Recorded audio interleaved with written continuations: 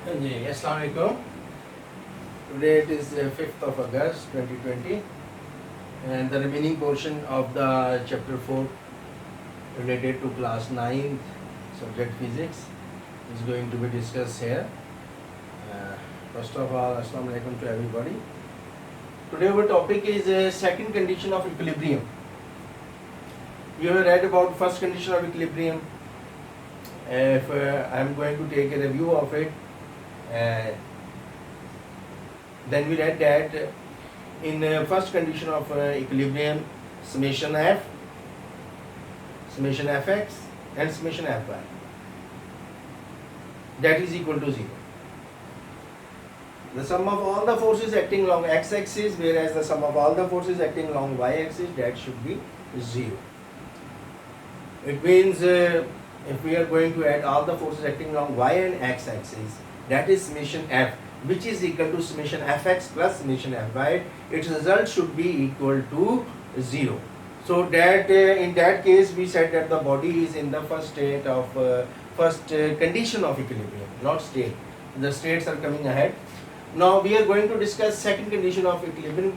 In addition to first condition of equilibrium, if we are going to discuss torque, that is summation torque or the net force or resultant force, they are equal to 0, then we said that the body satisfied the second condition of equilibrium.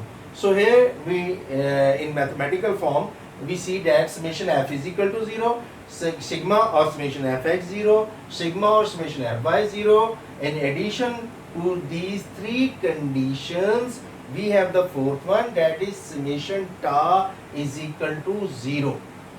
Then we said that the body satisfied the second condition of equilibrium. If you are going to examine the two figures given in your book, you see that in this case there is an object and two equal but opposite forces are acting on it. F1 acting on the right side, whereas the F2 on the left side.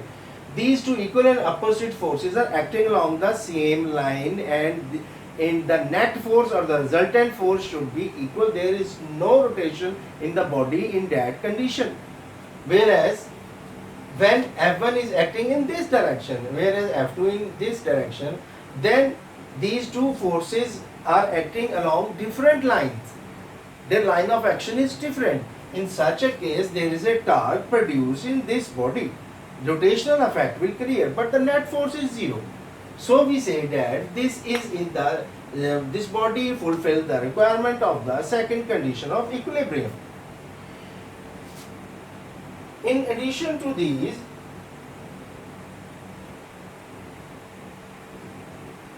we have shifted here the location of the forces acting on this object, and we come to the conclusion that this situation demands another condition which we named as second condition of equilibrium. And according to this, a body satisfied second condition of equilibrium if mathematically summation tau is equal to 0. Then comes example 4.6. In this examples, the marks are given on the meter rod or bar.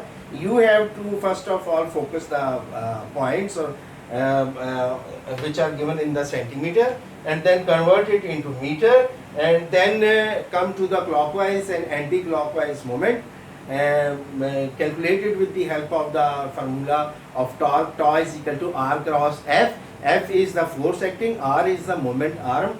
By the multiplication of these two factors, you will get the clockwise and anti-clockwise torque, and then you can calculate the resultant force which he asked in the question. The next topic of us belong to the states of equilibrium.